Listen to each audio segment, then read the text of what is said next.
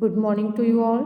Dear students, today we are going to study Unit 7 from the book Marigold, Gulliver's Travels, Gulliver's की यात्राएं. Before we read, when a person tells the story of his life in his own words, it is called an autobiography. When a person means होता है व्यक्ति, tells means बताता है, own words means अपने शब्दों. जब कोई व्यक्ति अपने शब्दों में क्या बताता है, अपनी लाइफ के बारे में बताता है, तो वो उसकी ऑटोबायोग्राफी आत्मकथा कही जाती है. When a person tells the story of his life in his own words, it is called an autobiography. जब कोई व्यक्ति अपनी लाइफ की कहानी को, अपनी जीवनी को अपने शब्दों में लिखता है, बताता है, तो उसे उसकी आत्मकथा कहते हैं. जैसे महात्मा गांधी ने अपने लाइफ के बारे में अपने शब्दों में लिखा है, जवाहरलाल नेहरू ने अपने लाइफ के बारे में अपने शब्दों में लिखा है, तो वो उनकी आत्मकथा कही जाती है. Gulliver's a sailor, sailor means होता है नाविक, एक नाविक है Gulliver. Gulliver's a sailor was once caught in the land of giants, giants means होता है दैत्य. गुलिवर जो कि एक नाविक है, एक बार जाइंट्स दैत्यों की भूमि में क्या हो गया, फंस गया. This is how he describes, describes means वर्णन करना, एक्सपीरियंस मीन्स अनुभव. तो वो इस स्टोरी में अपनी यात्रा के बारे में जो अनुभव किया है उसने, उसको वर्णन करता है. उसी को हम पढ़ेंगे. On the 16th of June 1730 we discovered land. कह रहा है कि 16 जून 1730 की बात है. We discovered land, discovered means खोज की, हमने उस भूमि की खोज की. Our captain sent dozen man with vessels for water.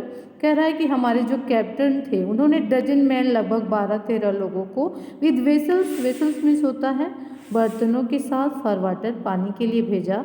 If any could be found, मतलब यदि कहीं पानी मिल रहा है तो आप लोग अब बर्तन के साथ जाओ और लाओ, ऐसा हमारे कैप्टन ने बोला. When we came to land, we saw no river or spring, nor any inhabitants. Inhabitants means होता है निवासी. कह रहा है कि जब हम उस भूमि पर आए, we saw हमने देखा, no river वहाँ पे नदी भी नहीं थी, no spring कोई बसंत भी नहीं था, nor any inhabitants न वहाँ पे कोई निवासी थे. I went on to explore. Explore means कह रहा है कि मैं थोड़ा सा पता लगाने के लिए आगे बढ़ा.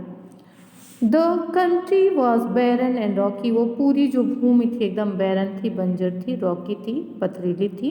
आई टर्न बैक, मैं पीछे मुड़ा.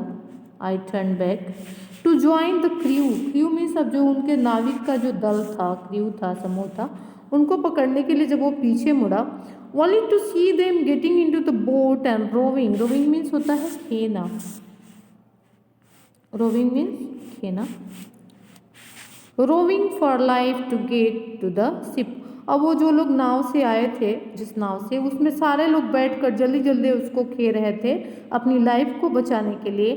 टू गेट द शिप, और वो लोग क्या करना चाहते थे, जहाज़ को पकड़ना चाहते थे. मतलब सारे लोग बोट में बोट को खेकर जल्दी जल्दी खेकर भाग रहे थे. Before I could rich them, इसके पहले कि मैं उन्हें पकड़ता, आई ऑब्जर्व, मैंने देखा. A huge creature, huge means big, बड़ा, क्रीचर मीन्स जंतु या प्राणी. Before I could reach them, उनके पास में जब तक पहुंचता, तब पहुंचने से पहले आई ऑब्जर्व, मैंने देखा. A huge creature walking after them, की एक बहुत ही बड़ा दैत्य जैसा कोई प्राणी था, कोई जंतु था, उनके पीछे भाग रहा था. In the sea as fast as he could, समुद्र में वो इस तरह से भाग रहा था, जितना तेज वो भाग सकता था उतना तेज भाग रहा था.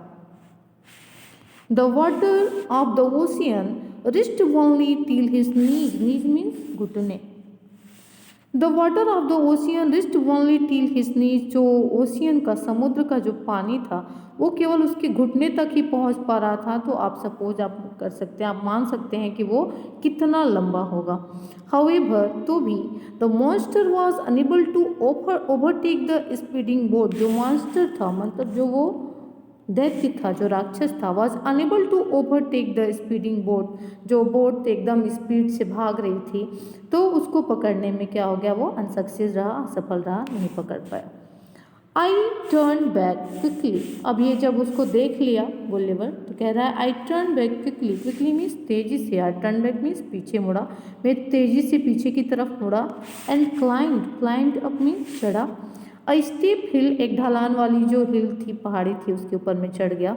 With fields of barley on either side, वो जो हिल था उसके दोनों तरफ जौ के खेत थे। And the corn rising up to 40 feet, जो कॉर्न था, जो अनाज था, मतलब वो जो जौ था, राइजिंग अप 40 फीट, लगभग 40 फीट ऊंचाई पर क्या कर रहा था, उभर रहा था, लहरा रहा था, मतलब इतनी ऊंचाई थी उस कॉर्न की, उस फसल की। There was a fence, fence means बाड़, to pass from one field to other, एक फील्ड से दूसरे फील्ड को पास करने के लिए, मतलब एक फील्ड से, एक खेत से दूसरे खेत में जाने के लिए बाड़ लगी हुई थी। So students, this is enough for today. Next day we will study about the next part of the story. Thank you so much.